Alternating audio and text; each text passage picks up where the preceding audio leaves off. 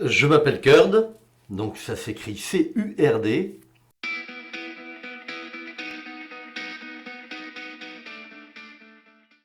C'est un drôle de prénom, mais c'est toute une histoire. Je suis auteur de bandes dessinées, surtout de livres et dessinateur, de livres pour la jeunesse et tout public en général, plutôt porté sur l'humour, mais un petit peu tout. J'ai gardé surtout beaucoup, moi, de la culture africaine, hein, qui est vraiment basée sur en gros, pourquoi s'enquiquiner la vie alors qu'on peut la vivre de la façon la plus cool possible, quoi. C'est des gens qui sont zen, qui prennent tout par le bon côté et qui font jamais de bile pour rien, quoi. Il n'y a pas de problème, les choses arrivent et se résolvent d'elles-mêmes et ce sont de grands philosophes finalement, sous des airs complètement débonnaires. Je pense que ouais, c'est là que j'ai plus puisé en tout cas de mon caractère, ouais, de ma façon de vivre. Peut-être que je suis parfois un peu trop entier. Je suis à fond. Je suis noir ou blanc, je suis jamais gris. Je suis, ouais, peut-être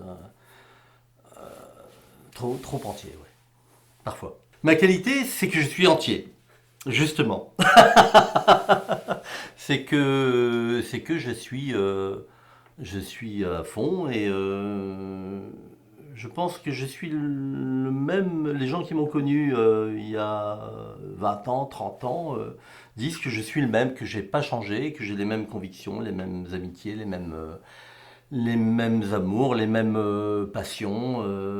Voilà, j'essaye d'être fidèle à mes rêves d'enfant toute ma vie et je suis la même. Ouais, je pense que c'est peut-être ma meilleure qualité et mon pire défaut. Ce qui me procure de la peine, c'est ben, la bêtise, la méchanceté, la malhonnêteté, enfin toutes ces choses qui sont les travers de la société dans laquelle nous vivons aujourd'hui. Et il y a beaucoup d'injustice. L'injustice me provoque de la peine. Tout ce qui est beau, une belle peinture, une belle musique, le rire d'un enfant, un beau coucher de soleil, enfin, je m'émerveille facilement de plein de choses. Les odeurs, l'odeur de la pluie par exemple, c'est quelque chose, c'est un bonheur renouvelé à chaque fois. Ouais, les ciels, les nuages, j'adore, je pourrais regarder les nuages ou les étoiles pendant des heures. Et ça m'émerveille. Je suis un garçon simple finalement. D'ailleurs, je suis généralement plus dans la joie que dans la tristesse. La tristesse, quand elle me prend, c'est plutôt, je dirais, de la mélancolie que de la véritable tristesse. La mélancolie, c'est quelque chose qu'on trimballe avec soi, qu'on balade avec soi, mais c'est pas un fardeau, c'est pas la peine, c'est pas la tristesse. La mélancolie, c'est un état d'âme, c'est quelque chose qu'on a quand on fredonne une belle chanson d'amour, quand on repense à une belle époque, c'est des souvenirs de choses qui ont été, qui sont belles et qui le restent finalement. C'est pas la mélancolie, c'est doux, c'est tendre, c'est pas triste. C'est un état plutôt presque apaisant dans lequel on peut se réfugier même des fois. Je dirais c'est autour de l'art. Ce qui me passionne la plupart du temps, c'est un beau dessin, une belle histoire, un beau film, quelque chose qui me transporte, ça peut être une chanson, ça peut être un tableau, une affiche.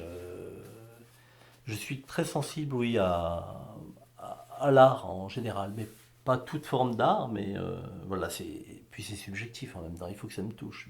La ténacité, je pense que la volonté. Je suis un Capricorne, il paraît que les Capricornes sont comme ça. Il paraît que quand on décide quelque chose, on va jusqu'au bout. et une fois au bout, je vois ce que ça donne.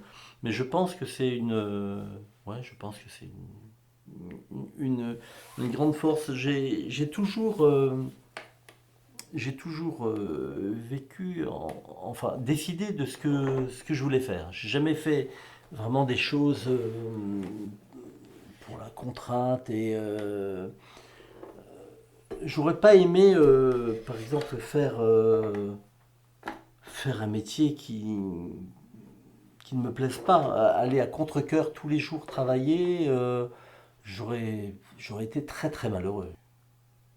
Je vis complètement dans mon imaginaire, moi. Je pense pas du tout être.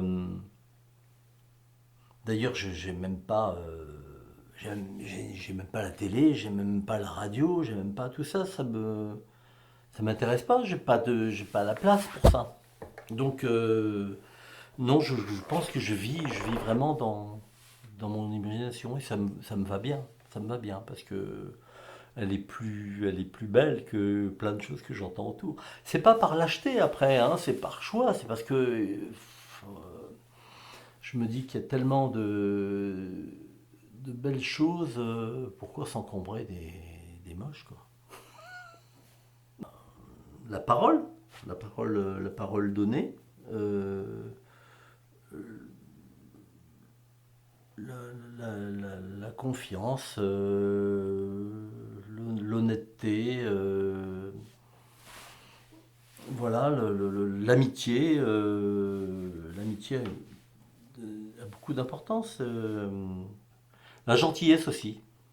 C'est, c'est, c'est dommage parce qu'aujourd'hui on dit il est gentil, ça veut dire il est bébête, il est. Non, la gentillesse c'est dire de quelqu'un il est gentil pour dire qu'il est un peu stupide. C'est grave parce que c'est tellement rare la gentillesse. La vraie gentillesse, hein, il n'y a, il y a rien de plus beau. À dire à quelqu'un qui est gentil pour dire qu'il est couillon, c'est une aberration pour moi. Je suis un peu entêté et puis je fonce dedans sans réfléchir quand un truc me plaît parce que c'est comme ça. Si je vois un truc rouge, je le fais rouge et le plus rouge possible. Et, euh, et donc après, si ça plaît pas parce que c'était trop rouge, eh ben voilà, c'est difficile à expliquer, mais euh, je pense que on peut pas dire si j'avais su, j'aurais fait autrement parce que autrement, ça aurait pas été moi. Donc je pense que je referais les mêmes conneries.